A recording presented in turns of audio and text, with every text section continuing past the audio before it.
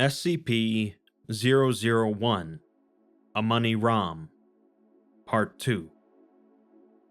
A city discovered in the desert contains relics from a past civilization. While that's a simple enough premise, one even grounded in reality, the discoveries that the Foundation has made in the lost city of Amoni-Ram are truly startling. The people that lived there, the Mecanites, were dealing with massive mechs and cold fusion reactors at a time when most of the world was just figuring out basic technology. Doctors Aram and Nussbaum were sent in to try and figure out what happened here and the extent of their technology, but, as usual, the rabbit hole continues to get deeper. Let's continue. When we last left off, Dr. Robert Aram had just finished using the throne in the center of the city for the first time, allowing him to revisit memories from Emperor Bumaro's past. A week later, he volunteered to use the throne once more, citing his quick recovery and how much information they could glean from the past. Dr. Nussbaum and her team have figured out a rough chronology of the cylinders, so she wants to try and test one from roughly the middle, to try and see if they can learn more about the Nalka and the Davites before the chaos of war. Aram says that he can't control what he sees, but Nussbaum suggests that he probably can, as the throne wouldn't be that useful if future generations couldn't specify what they wanted to learn. That being said, she has no idea how he can control it, so he's thrown in blind once again. The memory begins in a stone city in the desert, but it isn't Amoni-Ram. Aram deduces that it's along the Nile River, and that he's actually in the city of Thebes in Egypt. He's Bumaro once again, sitting at the head of a caravan of large, beetle-like automatons. They arrive in the city and meet with the pharaoh, whom they exchange gifts with. Soon they dismiss all of the servants, and the pharaoh asks Bumaro if he can expect his support against the Abominate. Bumaro responds that his army is already spread thin to enforce peace on his land, and he cannot afford to be involved in his affairs. The two begin to argue and shout, with the pharaoh stating that the Abominate is marching on Amoni-Ram. He will cut a swath through Egypt and stack their corpses to build a bridge across the Nile.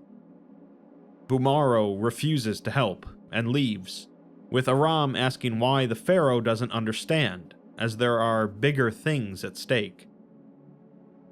The scene shifts to a different throne room, with Bumaro facing a man in a robe and turban, possibly Arab or Ottoman. The man shakes his head, and the scene shifts again to a tent facing a tribal chief. They're discussing establishing trade routes, selling the Fulad, the technology, but the chief doesn't want to get involved with the war and risk the Nalka or the Covenant.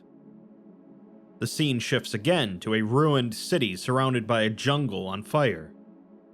The sun is setting, the smoke's thick in the air, and Bumaro is standing on a bluff in front of his soldiers.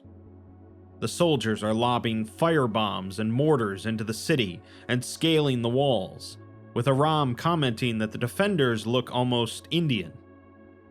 There's some kind of ghosts or spirits swirling in the air as well.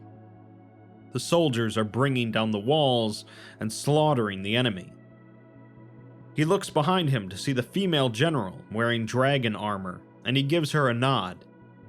She proceeds to scream and charge down the bluff, the giant metal armor suit leading the charge as they shatter the enemy line. The general holds up her sword as lightning strikes it, and the battle becomes a massacre. Later, Bumaro is in the city itself on his mount, surveying the ruins. He looks to the general and sees himself reflected in her helmet, no more than 25 years old. He sees survivors crawling across the dirt, and the general steps on one's head, causing some sort of flame spirit to burst out along with the man's brains. Nussbaum asks Aram to focus on Amani-Ram, and soon he's back there, standing in the palace. He sees that the city is militarized, with guards in the streets and turrets on the walls. He's speaking to an engineer, asking if Mecan's kiss is ready. The engineer feels confident about it, and the undercity has been retrofitted to fit all of the components. He then sees in the distance gigantic mechs, 200 feet tall, with 4 legs and 2 arms. He can see 3 of them, enforcing a perimeter around the city, and Aram says that this isn't a war, it's an apocalypse. Nussbaum says that it's probably time to take a break, so they unplug him from the throne. She then asks him when he learned to speak Mecanite and Egyptian, but he has no idea. Afterwards, research began to take a special priority on war records and weapons technology that may have been left behind. Over the course of the following weeks, records of manufacture and shipment for thousands of ammunition and supplies were translated, revealing a scale of war production previously considered impossible in antiquity, and rivaling the war output of developed nations in the modern era. Additionally, the mentions of Mecan's kiss and it possibly being an extremely powerful superweapon incited a new flurry of research into the components and devices in the Undercity. One of the engineers investigating Mecan's kiss writes a memo to Dr. Aram discussing the findings. It reads, "I understand you're recovering from extended experimentation with the throne. Not to disturb your rest, but the team thinks we've come up with a solid theory on what the device under the city, the Mecan's kiss, is." Just some background context. Some of the geologists that came in during the second wave of personnel made some interesting but, at the time, irrelevant discoveries, amounting to the revelation that the sand within SCP-001 is of a slightly different chemical composition to the sand outside it. The sand inside is more similar to a kind of white sand found in a section of the Arabian Desert, several hundred miles to the northeast. We didn't know what to make of it, but the recent research into the Undercity has changed things. We've mapped out the whole device. It occupies 65% of the Undercity's volume. Practically everything is connected to it that isn't stuff like the sewers. Its components have also become more understandable with our new experience on Mecanite design, architecture, and philosophy. The technology is antiquated, but it's almost all paratech. Extremely powerful conduits, converters, connections, etc., all terminating in a small chamber emitting extremely high levels of radiation. We sent a protected probe in, warding it. It melted a few minutes later, but we ran the pictures and energy signals against the database and got nothing. We've never seen anything like it. But then, TENS decided to call in a few favors and run it against the GOC database.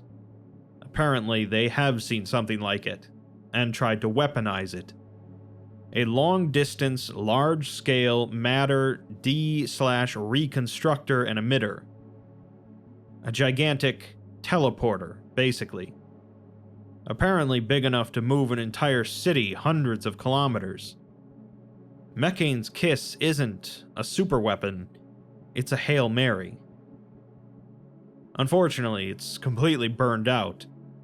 It'd require a team months to get it back into remotely working order, and that's ignoring the problem of power. It's way too demanding to pull from the city's power grid. We think it draws directly from the cold fusion reactors, which is another impossibility. Plus, we still don't know how it was controlled, or how any of the computation works without, well, computers. In any case, I don't think Amani Rom will be teleporting anywhere soon. We're then provided another translated document from the city, which reads, "And in the 60th year of the war, as the fighting reached a crescendo and Thamud burned with the shelling of the Legion on the flesh hordes of the Nalka, the matriarch of the Covenant and the Grand Karcist Ion met under the shadow of night in the black catacombs of Adytum. And there they came to understand a truth. Bitter enemies though they might be, the flesh of the Nalka and the plants of the Covenant were an extension of each other, both extrusions of the natural world. Evenly matched, neither could truly destroy the other. But the Mecanite, blessed steel, was something else.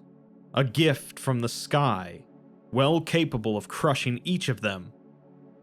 But together, they stood a chance.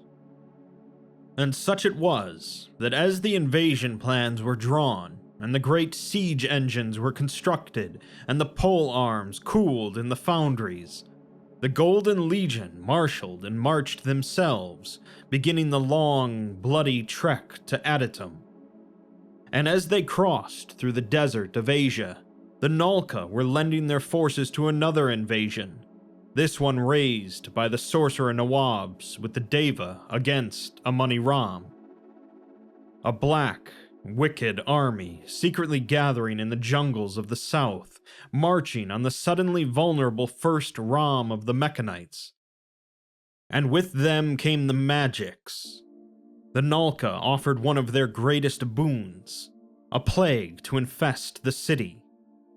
And the Covenant offered the song of the Deva to make the verdant greenery of the desert rebel against its masters. And even then, their marshaled forces were not enough to dominate the Colossi and take the city. But in the far west, beyond the gate, another storm was brewing. The Abominate, may his name never be spoken of, stood on the shores of the coast as the damned fleet disembarked from their massive ships. And his army assembled itself from his prisoners and his soldiers, and the march to the east to Amani-Ram began. The city settled between two unstoppable forces, neither aware of the other's presence, as the two armies pushed to the walls of the city and the head of its king, queen, and general. So, as the Mecanite army marched on Adytum, the capital city of the Sarkites, the newly formed coalition of the Sarkites and the Davites marched on Amani-Ram. The Sarkites provided a plague to infest the city, which could very well have been SCP-610 or any other number of Sarkite anomalies, and the Davites provided some of their anomalous mastery over botany. They still couldn't take the city though, until the city was besieged on the other side by a separate force, led by the Abominate. Who or what the Abominate is remains to be seen, but their true name has been completely stricken from the record. Another meeting with O5-11 was scheduled to discuss the new discoveries, but the day before the meeting, an unidentified aircraft was detected near the city. The plane was radioed for identification as it approached, and it responded with valid Overwatch Command credentials. It ended up landing, allowing O5-11 to disembark, accompanied by MTF Alpha-1, Red Right Hand. Nussbaum and Aram rushed to the city to greet him, surprised that he would make a personal visit to the city. 11 says that he's heard so many great things about this city so far that he had to see it for himself. He admits that it does look a lot nicer now that they've started to rebuild it. Aram tells him that they've managed to get primary power back online, along with the train system and the climate control. They're working on getting the weaponry back online soon as well. O5-11 asks Nussbaum about the recent breakthroughs in relation to the throne, which Aram is the primary test subject for. Aram responds that they've done a dozen tests since they discovered it, while only a handful have turned up anything substantial. It's mostly fragmented memories from old kings, either the streets filled with citizens or visions of battlefields. Nussbaum says that they've translated over 100 tablets so far, but most are simple correspondence. The recent ones, however, have been far more interesting, and the group heads to Nussbaum's office to examine them. 0511 comments that he expected more of a sparse military setup here, but she seems quite comfortably set up. Since they've been here now for nearly a year, they've had plenty of time to settle in. Nussbaum says that they've made great strides recently in determining the fate of Amani Rom and the Mecanite culture at large, thanks to the translations, the throne, and some limited help from Preserver. It's been established that the Davites hail from the Indian subcontinent, and the Nulka are likely from Central or East Asia.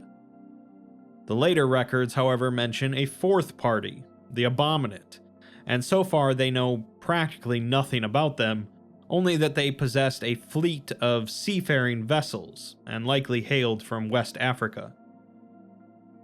0511 finds it a little hard to believe that an army crossed the entire breadth of the Sahara 4,000 years ago, but it's hardly the strangest thing they've encountered here. Nussbaum also says that they have reason to believe that the Gobi Desert was a significant theater in the First War, suggesting that the three primary cultures had some experience warring in deserts. 0511 asks why they don't include the Abominate as one of the primary cultures, and Nussbaum says that they're not even sure if they're human yet, let alone a distinct culture group. The Aegean tablets that led them here didn't mention any fourth party in the First War, but some colleagues of hers researching the mundane Thamud culture in the northwest recently unearthed a trove of tablets. They apparently detail a cataclysmic battle between four armies for control of a major city. They're hoping to have full translations ready within the month, but so far they believe that the Abominate was the main reason that the city itself fell, not the Nulka and Davite coalition. This worries 0511, but there's nothing they can do now but wait for the translations. Moving back to Aram, he says that they've discovered a lot of military weapons, ranging from polearms and swords to what seem like primitive chainsaws, to long-range shoulder-mounted mortars and elephant guns. They've also found a few interesting things in the undercity, such as a few suits of functional power armor, which enhance strength, speed, durability, power, and some of them are even flight capable, but none of them are usable without the Mecanite implants to link to. A few days later, though, Preserver directed them to another chamber in the undercity, filled with assembly lines, industrial sections, and crates filled with Mecanite implants. These implants included foulade and steel bionic arms, legs, prosthetics, torso cages, heads, and, of course, sensory implants, just like Foundation ones. Aram wants to test them on some D-Class. 0511 says that he cannot approve of outfitting D-Class with millennia-old cybernetics and putting them inside of highly destructive mech suits. Aram accepts this, but says that in the meantime, he'd like to see if the city's defensive systems still work, the mechs and gun emplacements. 0511 still doesn't trust the visions completely, and is wary of placing any faith in the technology here. If what Aram says is true, though, there's at least two superweapons here that the Foundation could deeply benefit from, the Colossi and the Teleporter.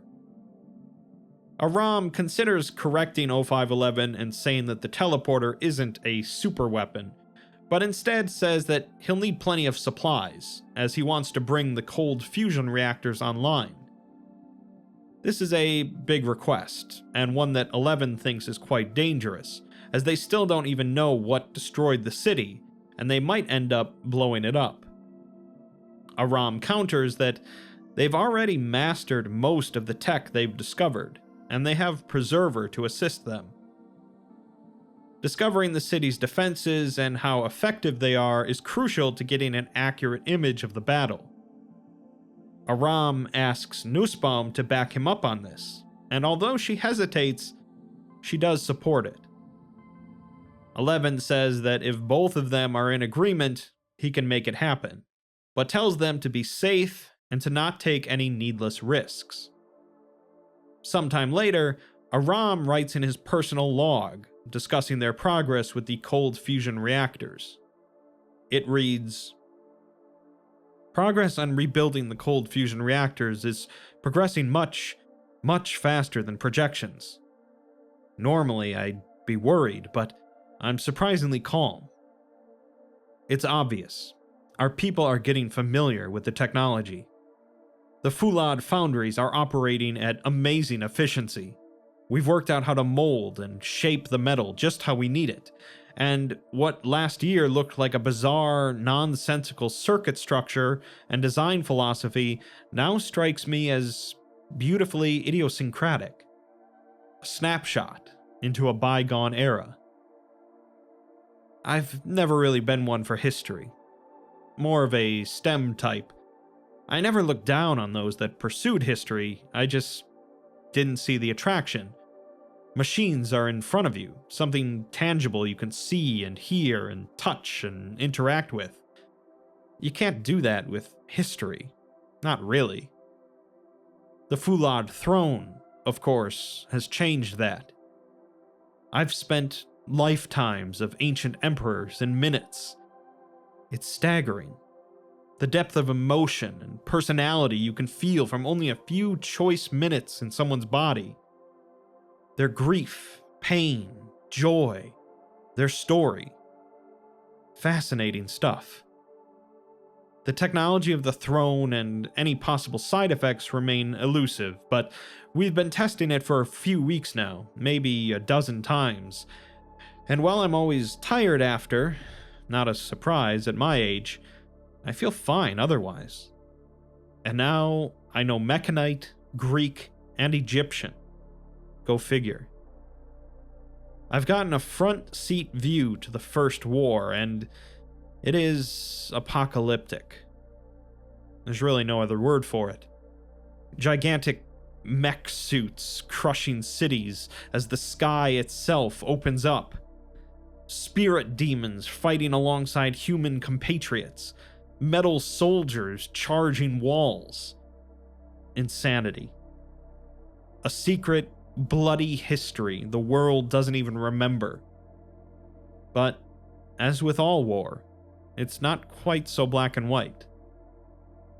Being inside Bumaros, or the various Bumaros bodies, none of them were tyrants or dictators. Maybe autocrats, but what emperor wasn't? They all wanted to protect their people, to raise them to something beyond human. I can't help but sympathize. Nothing impresses onto you the fragility of your body than nearly losing it, but they understood that and actively improved themselves using the bionics and implants. Reach heaven through transhumanism. Speaking of implants and bionics, the cache we discovered some weeks ago, along with the Legion armor. 0511 denied D-class testing. It's frustrating. We can't use the glorious technology here to improve the world. We can't use it to improve ourselves. We can barely use it to improve the damn city. It's devastating, and most of the team agrees with me that we should use it. So we did. I can't use D-class to test the implants, but using myself is a different matter. The new arm is wonderful. It's smoother, more responsive, more sensitive and durable, and it doesn't even hurt at the end of the day. I can sleep with it on. 99% of our personnel in Amani Rom are already augmented, so changing out their stainless steel arm for a Fulad one or something is no big deal. Why should 5 be the only one that reaps the gifts the Mechanites left us? About a month later, Dr. Nussbaum and 4 members of the archaeological team were excavating a number of mosaics in the undercity, progressing into an unstable section.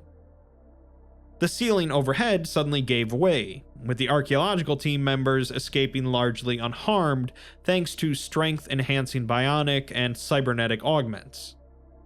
Unfortunately, Nussbaum sustained severe internal and external injuries and was rushed into emergency surgery. Her injuries included a shattered collarbone, fractured spine, cranial injuries, and hemorrhaging, so her likelihood of survival was deemed extremely low. Dr. Aram proposed utilizing the Mecanite augments to stabilize her and offer her a chance of survival, thanks to assistance from Preserver. The medical team agreed, and so after 29 hours, 17 pieces of Mecanite technology were implanted across Dr. Nussbaum's body. When she finally awoke 32 hours later, she first whispered for water, and then said that she cannot see. She only remembers the ceiling collapsing, but asks if the archaeological team is okay. Aram says that they made it out fine, but she wasn't so lucky. She then says that she cannot feel her legs or arms, and asks Aram what happened. He explains that she was going to die, so they replaced her shattered body with Mecanite prosthetics. Her immune system integrated with them seamlessly, and it was like they came to life, working to repair the damage done. Nussbaum begins to hyperventilate and swear, asking if she looks like a monster now. Aram tries to calm her down, explaining that she would have died, and if she didn't, she would have laid here for 3 agonizing years to recover, eventually having to relearn how to walk, sit, breathe, all while in pain for the rest of her life. He understands how she feels, that she'll never be the same. But flesh is weak, and with her new body, she'll be on her feet in a week or less. She may not ever be the same, but she'll be better. He finishes by telling her to get some rest, and for what it's worth, he doesn't think she looks like a monster. The implants are works of art, with the spine support spread like a pair of wings, making her look like an angel. It ended up taking her 2 weeks to recover, but her recovery provided the medical team plenty of insight into the enhancements offered by the Mecanite augmentations. They integrated with her immune and nervous systems, offering fine, instinctual control and an increase in healing speed. Due to the relative lightness of the foulade material, her body mass did not considerably change, but her strength, lift capacity, running speed, pull weight, and a suite of other measurements vastly increased. She also reported significant increases in her sensory ability, well beyond that of her former Foundation implants. Finally, the spinal brace and its external portion, a pair of retractable wings, allow her a limited but notable ability to glide on strong updrafts. She eventually declined an offer of a desk position, instead choosing to continue her work as the Amani Rom project co-lead. Dr. Aram was reprimanded for his unauthorized use of potentially dangerous anomalous artifacts on both himself and a colleague, but he was not given disciplinary action. Part of this was due to Nussbaum's expressed gratitude to him, stating that if she had been conscious, she would have consented to the procedure. The two return to Preserver, who says that it witnessed her accident, and she has its sympathies, but it refers to her as Hedara, Emperor Bumaro's wife. She corrects it, and it pauses for a moment before apologizing. Preserver had helped save her life, and had actually seen the structural failure, but failed to warn her in time. It then refers to her as an impressive sight, as she is the first human it has seen with full augmentations, the way it used to be done. Its memories come closer to returning, and it remembers receiving its first augmentation, its left hand made of a polished red. Moving on, Nussbaum says that they have nearly exhausted the records and cylinders they've found, and they have not explained what happened to the city after it was marched on by the Nalka, the Davites, and the Abominate. They're hoping that Preserver is able to remember something about the event. Preserver actually does remember something, saying that it remembers gargantuan spirit beasts that dwarfed the Colossi and forced them back. It remembers catapults and trebuchets and great siege engines that pelted the buildings with strange glass projectiles. It remembers their confusion and the plague that swept through their ranks like a wildfire. It also remembers the Abominate, lowering the great door to the city with a single spell, and it remembers donning its war armor and leading its liege and his family to safety. It also remembers failing. It has no face or identity to offer for the Abominate, just the name, but it sounds like a singularly powerful individual. Aram says that what happened was tragic, but it still doesn't tell them anything they don't already know. Preserver then opens up its left hand, revealing another cylinder, made of a rougher metal compared to the delicate ceramic of the others. It says that it has looked unto itself, the hundreds of cubits of inscribed steel and tubes that hold its soul. Its mind is spread across the entire undercity, and in the deepest reaches of itself, it found a shrine. The shrine contained pieces of war armor, meticulously wrapped and preserved, and within them was this cylinder. The chamber had been sealed for centuries, and Preserver has forgotten why it was there, so they'll have to tell it. Nussbaum takes the cylinder and leaves with it, while Aram stays behind with Preserver. Official audio ceases at this point, but some scientific equipment in the area contained some microphones which picked up some more conversation. This audio was not recovered until several months later by chance. Preserver tells Aram that he seeks the ability to command change, and he resents the limitation of his station. The Fulad throne was forged from the very first sheets of the metal shorn from Mecan's body, and it's more than a symbol of power. It is an instrument of power. It says that Aram has already noticed how his voice carries weight and how he commands attention. When Aram told Nussbaum to take the cylinder while he stayed behind, she didn't even protest. She simply followed his order. Preserver says that when the throne was forged at the dawn of the era, Bumaro's people bowed to it and spread forth across Asia like a gleaming sword. They laid down their lives for their lord, as the throne contains the power to dominate lesser minds. Every time that Aram sits on it, he invokes the memories, the name, and the power of the kings of old. Aram asks why it's telling him this, and Preserver responds that surely he sees the parallel by now. Time is a flat circle, and it swallows its own tail like a sand serpent. He has seen Bumaro's memories, and he has seen Hadara's wings.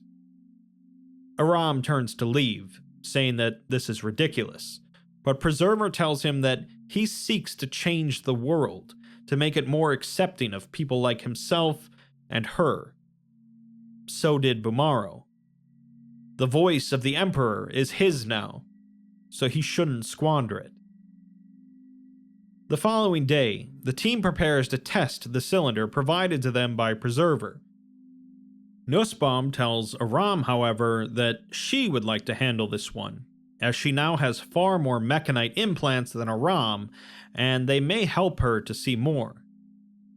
Aram isn't so sure, as they're an unexpected variable, and they could interact differently, but Nussbaum says that they won't know until they try.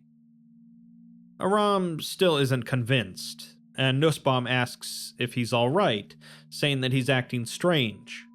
But he says it's fine, she can do it, but she should be safe. Nussbaum sits on the throne and activates the cylinder, reacting far less severely than Aram's first time. She says that she's standing on the walls of the city, along with hundreds of soldiers and gun turrets. She can feel herself barking out orders, and the soldiers are obeying, setting up siege engines, loading ammunition, evening out the wall. She is wearing elaborate armor, and says that she is not a Bumaro, but a woman, olive-skinned and small. She's the female general, and she sees a Colossus in the distance, shaking the entire city with each step. It's heading towards the horizon, towards a horde of bodies, armor, banners, and mounts amidst a dust storm. The horde goes as far as the eye can see, and there's nothing they can do to stop their advance. The scene then shifts, showing the city on fire. The sky is red, choked with smog, and all she can hear is the clashing of steel and screaming. She's crouched behind a barricade, and she hears buildings collapsing and mortar fire. The enemy looks like beasts and monstrosities, great masses of flesh and limbs in a sickly pale purple, dragging themselves along. Spirits are in the air, and purple fire covers the walls. She can hear the beating of their drums, and their war chants, and cannon fire beyond the walls. She can just barely make out the colossi and the horizon through the smoke, and the streets are wet with blood and slime. Now she's standing over the ruins of a house hit by a mortar. There's an object in the center, and when one of the men touched it, it broke open, and his face burst into leaves. There are vines spreading outward from him, creeping from his writhing corpse towards them. It's the petrified plant they found in the undercity, a biological weapon. They retreat into the undercity, with the Legion holding the entrances and choke points against the swarms. She's surrounded by death, and she splits a man open, chin to groin, followed by beheading one of the flesh beasts. Blood pools in the golden channels of her sword and splashes across her armor.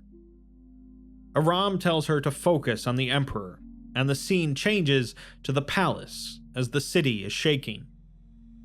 The Legion is holding the palace against the Horde, as Bumaro sits on the throne. She tells him that they must leave, as the enemy has taken 3 of the gates, and they will not have a chance for much longer. Bumaro instead stands up, wearing his war armor, and says that she must go, calling her Shahashna. It's a word they're not familiar with, but seems similar to the words for protect or guard. Bumaro says that she must go and activate the kiss, but the two begin to argue. She says that the kiss is dangerous, and that it has no control mechanism. Bumaro tells her that they have no other choice, and says that he commands it.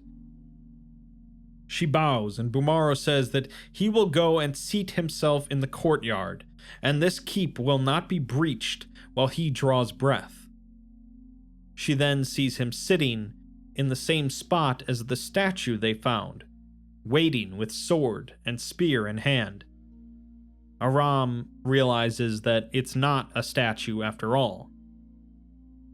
Nussbaum then says that she has left the palace and is now running across the city to the nearest undercity entrance. Much of the Horde has entered the city, and she slaughters as many as she can as she runs. She guts another beast, followed by crushing the skull of a Covenant summoner. Finally, she reaches the undercity and seals the entrance behind her. It's different here, brightly lit and well signed, although blood plasters the walls and corpses line the passageways. She proceeds deeper and deeper into the labyrinth, encountering the plant virus and the mutated flesh pod tentacles, alive and throbbing. There are many of their soldiers moving through the undercity, confused, and there are many families hiding out down here, but she cannot help them. She recognizes the route she's on, and realizes that she is progressing towards Preserver's chamber under the palace. When she arrives, she finds only masses of machinery, with no Preserver. The room hums with an unfamiliar energy, and there are automata everywhere, maintaining the machine. She seals the chamber behind her, and hears a boom from above, and she begins to strip off her armor. She realizes now what Shahashna means. It means one who guards, a preserver. She reaches out and touches the machinery, and suddenly Nussbaum's eyes begin to glow, and she writhes on the throne, her back arching wildly. When she stops, she says that when she touched the machine, she felt complete agony, like someone was cutting her limb from limb. Now she sees only rubble and debris, with no noise. She is now inhabiting one of the automata, and she emerges back onto the city streets. She finds everyone dead, with not a free patch of dirt to be found as corpses choke the streets. Dead bodies cover every possible surface, ranging from citizens to mechanized soldiers to the Horde. Nussbaum asks, what has she done? And although Aram says that it's just a memory, she says that she destroyed the Empire, trying to save it. They cut the power to the throne, but nothing happens, until Aram pulls Nussbaum away from it. She thanks him and says that it was overwhelming, but it's no wonder that Preserver cannot remember, as she obliterated her own civilization while trying to save it. She had a taste of that feeling for just a few seconds, but it was too much, while Preserver has lived with that guilt for nearly 3,000 years. Nussbaum guesses that Preserver placed her memories into the cylinder to get rid of them, but now she's forgotten why she did so in the first place. Further testing was temporarily halted until a decision could be made on whether or not to inform Preserver of her past. Aram writes a personal log discussing the decision. It reads, "This is ridiculous. Preserver has been integral to the success of the Amani Rom initiative, far more so than any of the O5s arbitrating on whether she deserves to know her own identity. We wouldn't even have the throne if she hadn't led us to it and provided the fist, the cylinders, everything. We owe her. And even if we didn't, it's the right thing to do. Mad scientist is possibly one of the dumbest stereotypes of all time. Scientists have ethics. Even in Prometheus, where progress was done for the sake of progress, we had ethics. Expectations of behavior and morality. Making sure everyone knew exactly what they were signing up for. Not withholding crucial discoveries fundamental to their sense of being. The Foundation is not scientists. It is bureaucrats. And bureaucrats are the ones who will do away with ethics for efficiency."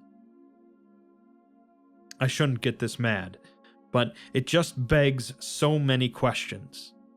It's representative of how they think of this project. Not a font of tools to improve the world, but of information that needs to be suppressed and released when the world is ready. Visionaries do not wait for the world to be ready to present their idea, because the world is never ready. We force the world to change. In the 60s, augments were a rarity in the Foundation. Agents who got them were freaks. They were a last resort to maintain functionality. Then they realized we were better, faster, smarter, stronger. And look at us now. A project and 2 sites staffed entirely by augmented personnel. But they obviously don't trust Preserver, because she's a machine. Even though she's not, really. She was human once, but they can only think of her as a machine, to use, to exploit. The same way they think of me, and Hedvig, and Tens, and Zaid, and all the others. They don't trust us either. Not really. We've done more for them and gotten fuck all in return, except the permission to rebuild what has been our home for nearly a year. It's frustrating. I've been thinking about what SCP-001A1 said. About the throne. It's not true. There's no paratechnology that can force a psychic connection. That would require a staggering amount of power and all sorts of bullshit.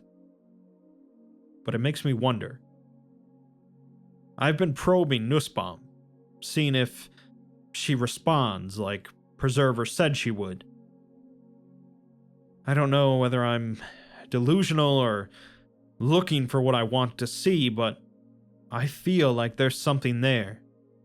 She just agrees to whatever. If it is true, and I'm not saying it is, it would logically extend to the others too. Did they all agree to swapping out their augments with the Mecanite ones because it was what they wanted? Or was it because it was what I wanted them to do? Eventually, the O5 Council decided to allow them to tell Preserver about her part in the siege itself, but to withhold the details of her activation of Mecan's kiss and the destruction of the city. Nussbaum and Aram head back to Preserver and tell her that they've witnessed the events contained in the cylinder. When Nussbaum says that she was the one to use the throne, Preserver remarks on it, but after a pause, says that it isn't a problem. Nussbaum says that they encountered the memories of a female general in the Legion, likely favored by Bumaro due to their close personal relationship. They tell her that they saw the city besieged by a united force of the Nalka and the Covenant of the Deva, as well as an appearance by the Abominate. The Mecanite Legion was away, marching on Adatum at the time, and so the Colossi and Home Army were not enough to defend the city. Preserver asks if she served her empire, and Aram says that she did, as she was instrumental in the defense of the city. He goes on to say that she tried to evacuate Bumaro and Hadara, but he sent her away on a different mission. Nussbaum is worried that he's going to ignore the O5 directive, but he tells Preserver that she was told to hold the North Gate at all costs to give the civilians a chance to escape the destruction. As the Horde swept over the walls and slaughtered everything in their path, she held the gate against 1,000 more sorcerers, and spirits, and flesh beasts, and she's the only reason that some people escaped the massacre. Preserver is shocked to hear that Mechanites still walk the earth today, and thanks Aram and Nussbaum for revealing this. We're then provided an email that was left unsent, written by Nussbaum to a colleague. In the email, she writes that she has some concerns about her project co-lead, Dr. Aram. She admits that he possesses a once-in-a-lifetime mind, but recent events have made her question his position, worrying that he has let his emotions compromise the integrity of the project. He made an unconsensual medical decision on her behalf.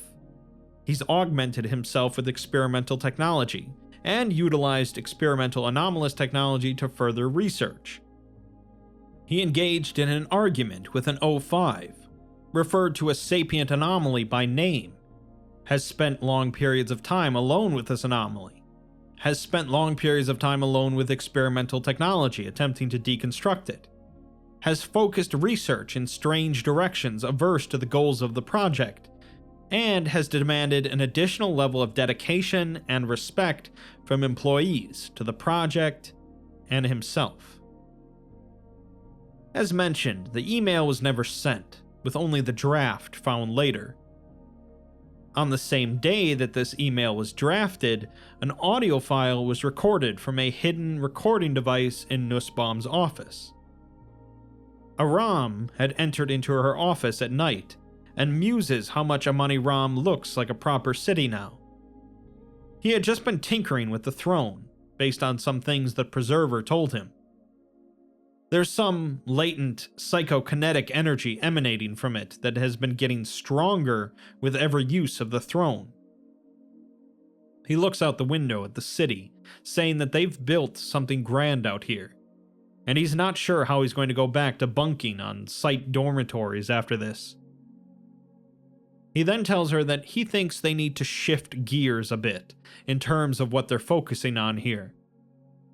They should begin focusing more on the weapons and technology used during the siege to figure out the enemy forces that attacked, and put the mundane archaeology aside for a little while.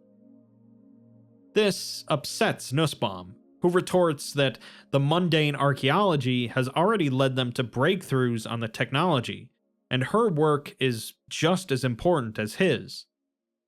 He agrees, but she doesn't believe him, stating that he only sees the history and culture as a means to an end, and cannot understand why someone would want to study it for its own sake. Despite his claims that he respects her and her work, she continues, wondering why he feels he can come in here and tell her what her team should focus on, and why he thinks he can make decisions about her body for her. He doesn't regret saving her life, though, and says that this argument is obviously about something bigger. She doesn't dispute that she's thankful for saving her from dying, but she doesn't owe him anything.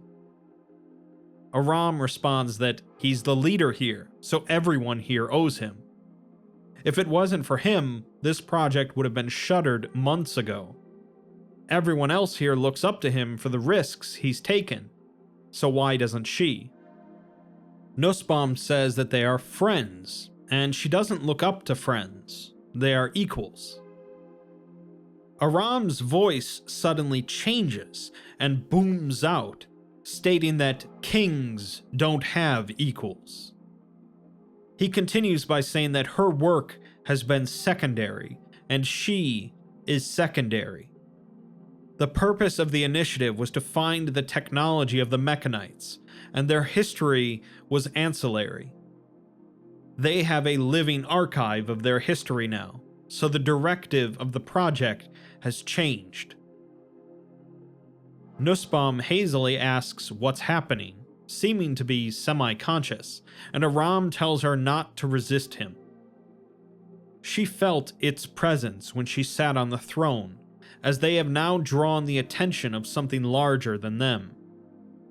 Its eyes have settled onto them for the past year, but now they have its name, the Abominate. Nussbaum, on the verge of tears, tells him that he's scaring her. He responds that she should be more scared of other things, like that unsent email on her laptop. He tells her not to ask how he knows, as it's not her place, but she should delete it. After a short pause, he booms out again that she should delete it, and the sound of a keyboard is heard. Afterwards, he says that she has played the role quite well, but she feels it watching them too. She admits that she felt something, and he says that there are bigger things at stake now, and she will obey him. Sometime later, Aram meets privately with Preserver, who says that she can sense that he has used the voice, a booming command that demands obedience. Aram says that even if he hasn't made anyone do anything that they wouldn't have done anyway. Preserver says that she makes no judgment, as this was not an unintended result. She asks him what he's used it for, and he says that he's just explored the limits of it to see how it works. Preserver knows that he came here to discuss something else though, and Aram asks if Hadara loved Bumaro. Preserver says that of course she did, and she was his most favored wife, mother of his heir. She was pure, rising above the horizon with the sun, and she attended to him until he was unable to speak, or breathe, or eat. When he faded, she called upon his wisdom while her son grew into the throne. Preserver asks him if he has made her his queen, and he supposes so, although he wouldn't use the word queen. Preserver wonders why not, as surely he can see the parallels, that time is a flat circle. Aram says that he is not a king, but Preserver says neither was Bumaro until he was given a city of people that needed guidance.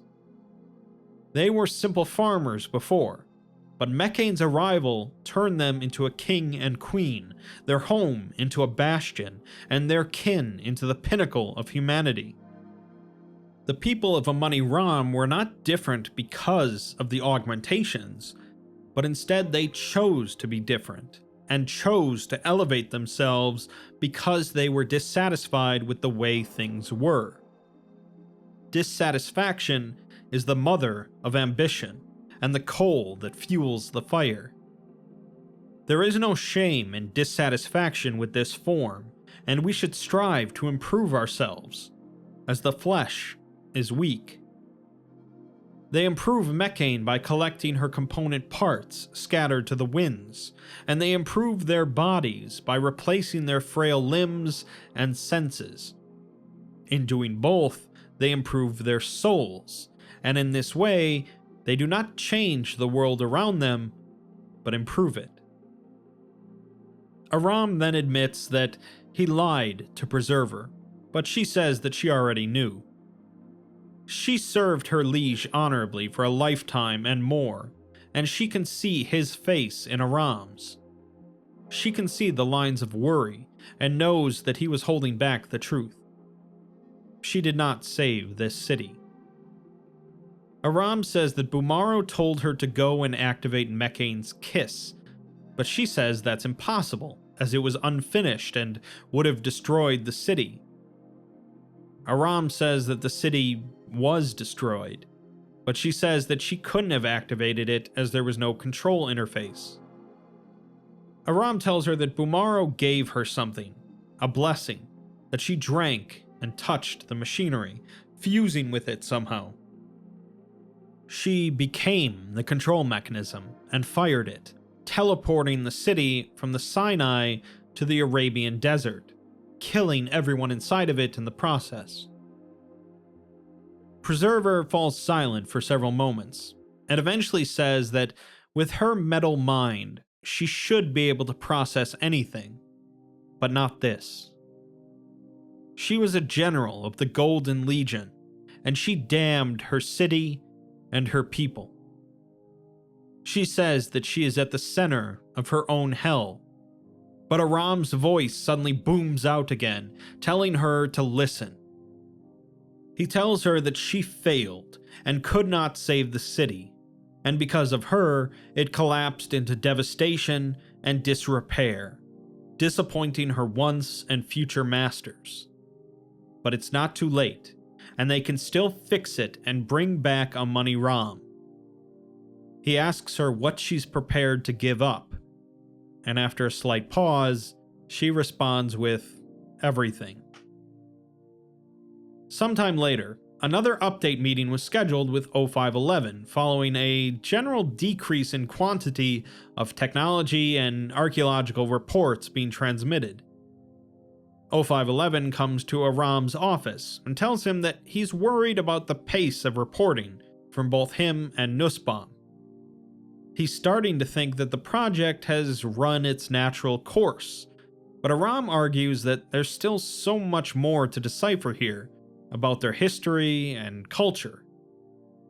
0511 wonders why he's suddenly interested in those things, and says that it's always been about the technology here. Aram has done his job phenomenally, and they've had Foundation researchers poring over every report to see how they can put it into practice. Aram says that that's just the Foundation. but 0511 says that they have a responsibility to maintain normalcy. They already have people in India and China looking around for the locations of the other two cities, and it's time to move on from Amani-Ram. The personnel here will be reassigned to any project of their choosing with glowing recommendations, but Aram asks what if they'd rather stay here, as many won't want to leave.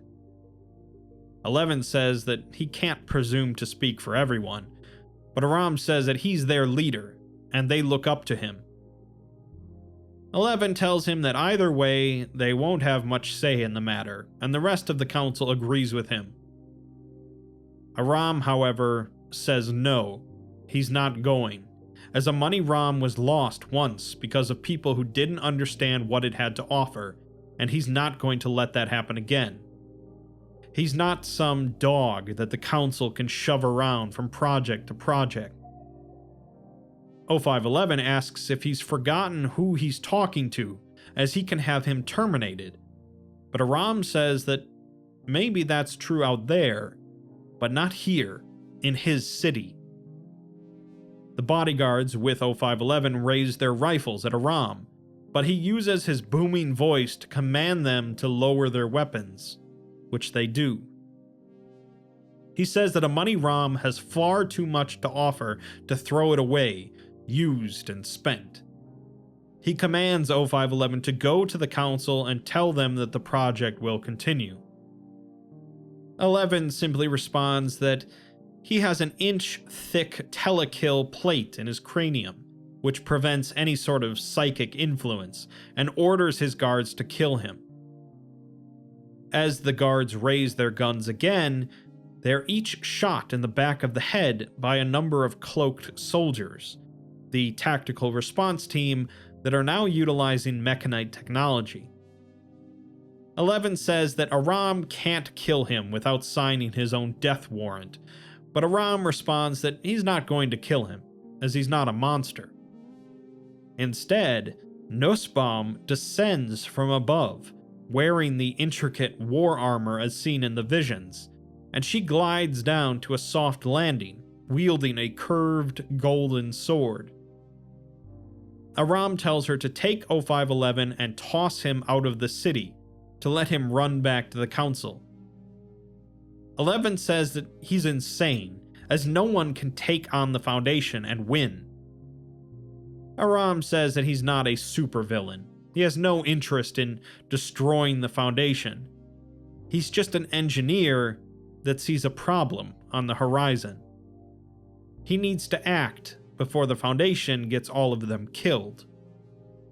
With that, Nussbaum grabs 11 and flies him out of the city.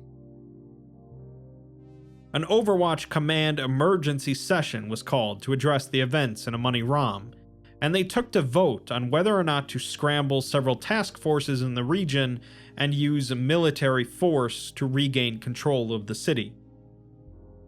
9 of the 13 council members voted yes on the issue, with even the administrator of the Foundation chiming in to agree as well.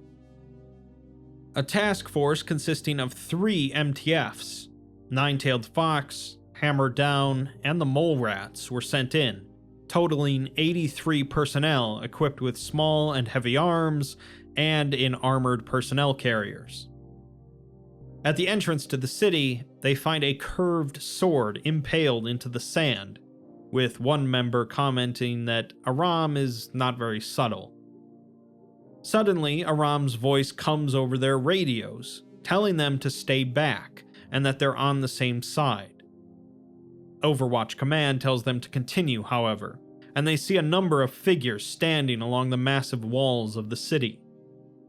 Several more figures are flying overhead, dipping and swerving through the air. Aram's voice then booms on their radios, commanding the MTFs to hear him. They all become dazed momentarily, and Aram says that he made a mistake with 0511, and he's learned since then. The MTFs change the frequencies of their radios and cut Aram off, continuing forward towards the city. The figures on the walls can now be seen to be armed with a mixture of swords, polearms, and long-range rifle-like weapons, all pointed at the advancing force. The MTF tells Command that these are unfavorable conditions for a firefight, but they continue forward. Aram's voice is heard again, mixed with static, and he explains that they found another cylinder after 11 was kicked out, inside of the statue's hands. It's Bumaro's last testament, and he begs them to stand down, as they don't understand the threat of the Abominate. It's not a person, it's a force of nature, like a hurricane. They cannot fight it, and they need him. The MTF tells him that they'll place him and Nussbaum into custody, and then they can plead their case to the council. Aram says that bureaucrats never listen to the visionaries, and when the MTF gives Aram one last chance to stand down, he refuses. At that point, 24 figures crest the sand dune from the other side, 3 to 4 meters tall in hulking golden exosuits of plated armor. The 2 in the middle are the largest, with one being intricately designed, piloted by Aram, and another appearing to be made of stone, holding a sword and spear. Aram says that they might not listen to reason, but they will not stop him from changing the world and saving it. When this is over, they will beg him for his help. Cannon fire begins to rain down on the MTFs as they dive for cover and return fire at the warsuits. The warsuits use a mix of brute strength and oversized ranged weaponry to break the MTF's line, although automatic cannons from the APCs have considerable effect on destroying the warsuits. The reactor cores from the fallen units eject, however, causing miniature explosions. Aram booms out at his soldiers to not fail their king, but gradually the superior maneuverability of the MTFs begins to turn the tide. They lose some personnel in the process, but manage to wreck or disable a similar number of the warsuits. Overhead, a number of the flying mechanites begin to dive bomb the soldiers, grabbing them and pulling them into the air. Moments later, however, an anti-aircraft emplacement begins firing, sending a number of the flying units crashing to the ground. Nussbaum is one of the flying individuals, however, and proves to be considerably faster and more evasive than the others. Aram orders her to pull back and go ensure that Preserver is ready. She rockets away from the scene at extremely high speeds, as Aram picks up a portion of a destroyed warsuit and heaves it at an anti-aircraft emplacement, crushing it and its operator. The rest of the warsuits begin to pull back towards the city. The MTFs continue to fire on them, but then the ground begins to shake under their feet. Aram commands the Colossus to hear him and to defend its city. Suddenly, a massive hand reaches out of the sand, followed by another, with its fingers wrapping around the wall of the city.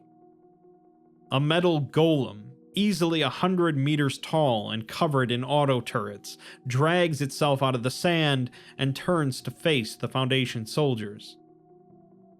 The MTFs immediately begin to panic, and Overwatch Command orders a tactical retreat, telling them that heavy armament and air support has been scrambled and is waiting outside of the entrance to the reality bubble. The Colossus, however, takes a single step and crushes a number of both Foundation and Mecanite personnel. Several buildings in the city shake from the impact, and Aram raises his sword to the sky, saying that this is how it should be.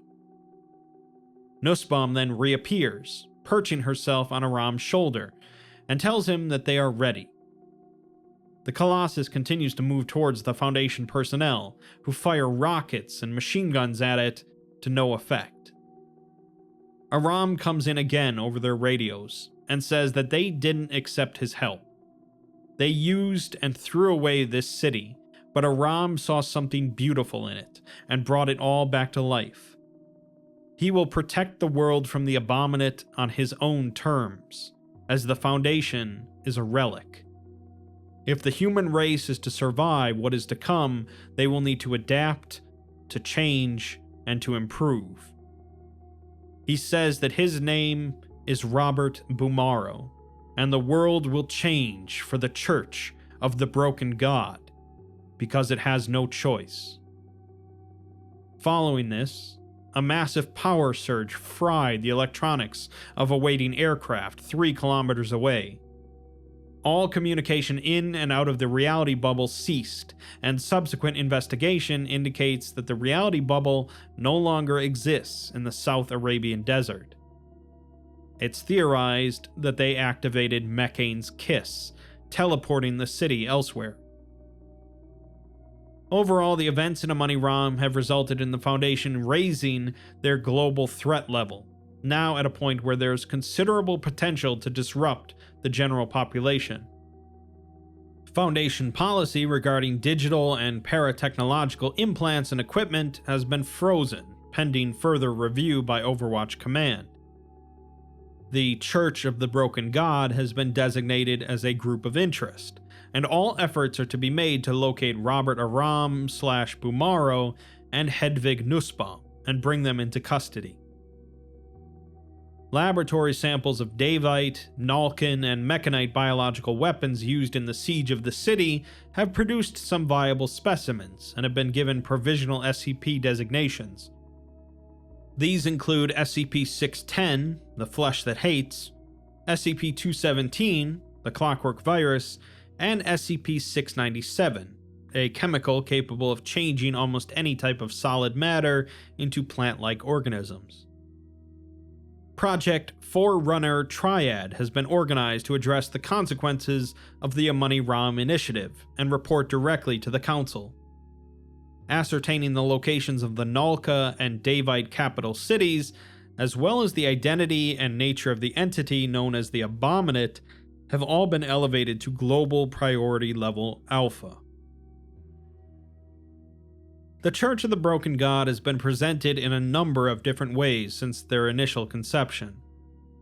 They've been seen as mysterious enemies to the Foundation that want to convert the whole world to machines, and on the flip side as unlikely allies that want to save the world from the monstrous threat of Sarkicism. Amani-Ram presents us a Church of the Broken God that's somewhere in between, I think, with them wanting to be on the same side as the Foundation to fight off a greater foe, but also not seen eye to eye with them. The initial inclusion of a new threat, separate from the Sarkites and the Davites, makes this canon even more unique, and time will tell on what exactly the Abominate is. The most fascinating part about this article, however, is the transformation of Robert Aram into Robert Bumaro, a figure that's long been associated with running the Church of the Broken God. While it remains to be seen on how exactly good he is, he does at least seem to be earnest in his interests of protecting the people of Amani-Ram and defending the world from the Abominate. We are likely going to see more material in this canon, but even on its own, it's a fine reboot of the Mechanites and the Broken Church.